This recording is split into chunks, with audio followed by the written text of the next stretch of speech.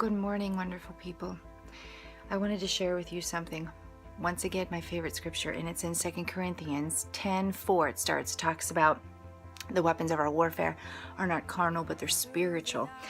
It goes on to say, they're mighty before God for the overthrow and destruction of strongholds. I want you to know what a stronghold is. Some people think maybe it's addiction, or maybe it's I don't know, attitude, or maybe it's your marriage. Stronghold is merely your thinking.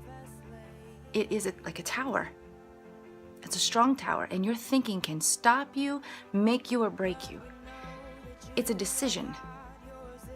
It goes on to say, if we refute arguments and theories and reasonings and every proud and lofty thing that sets itself up against the true knowledge of God, and we lead every thought and purpose away into the captivity,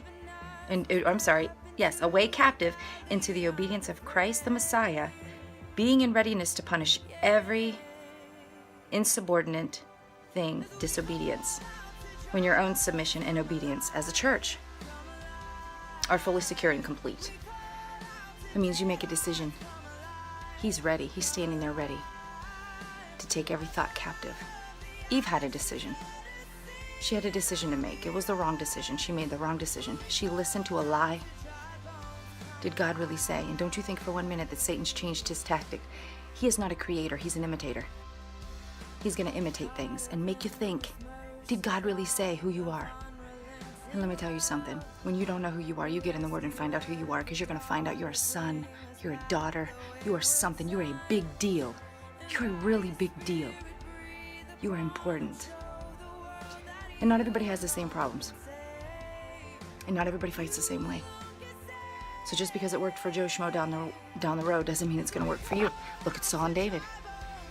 Saul tried to help David fight his giant, by the way. So you're going to fight other people's giants at times.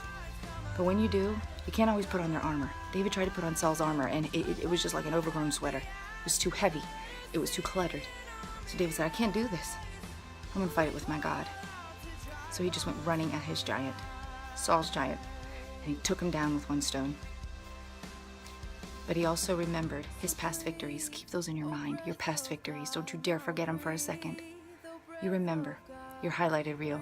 You remember who you are, and most importantly, whose you are. I'm Shanda Miller from Legacy Church in New Philadelphia. Me and Pastor Tommy Miller, pastor a church there. If you need anything at all, hit us up, message us on Facebook, get a hold of us. Don't you dare go one more second thinking that you are nothing, because you are absolutely perfect in God. And you are a son, and you are a daughter. I love you guys.